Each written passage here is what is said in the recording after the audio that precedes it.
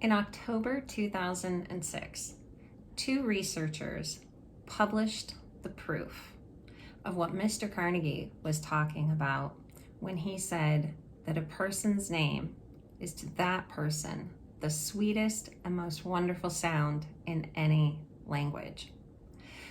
What I'm talking about is that these researchers were able to use modern medicine, a functional MRI, magnetic resonance imaging, to show that when a person hears their name compared to someone else's name, a very particular part of the brain lights up. Now, that is what I would call scientific research.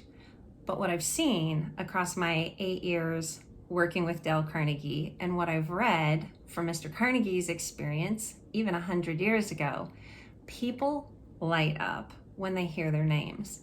For instance, I was in a program about 2 weeks ago, and I was working with a participant named Dhruv Kumar. And when I asked him if he could help me pronounce his name, he was very kind, and it had to take a little bit of coaching, but I finally got it. And later that day, he sent an email to my boss thanking me for his experience in the program. Now, was it only because I made a special effort to get his name? Was it other things? Was it just some great content that Dale Carnegie had come up with?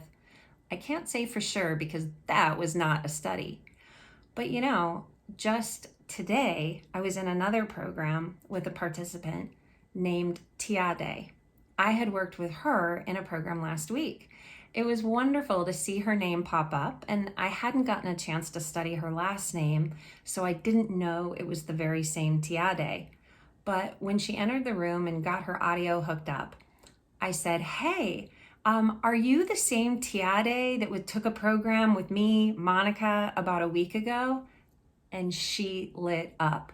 She said, "Nobody ever gets my name right. This is awesome." And again, stayed very engaged throughout the program. Even herself had an aha about how awesome it felt for her to have somebody pronounce her name, remember her. And, these experiences echo what we heard in Mr. Carnegie's book, How to Win Friends and Influence People. So I wonder, what could you do today to make a little bit more effort to get people's names? And keep in mind, you don't have to get it perfectly the first time.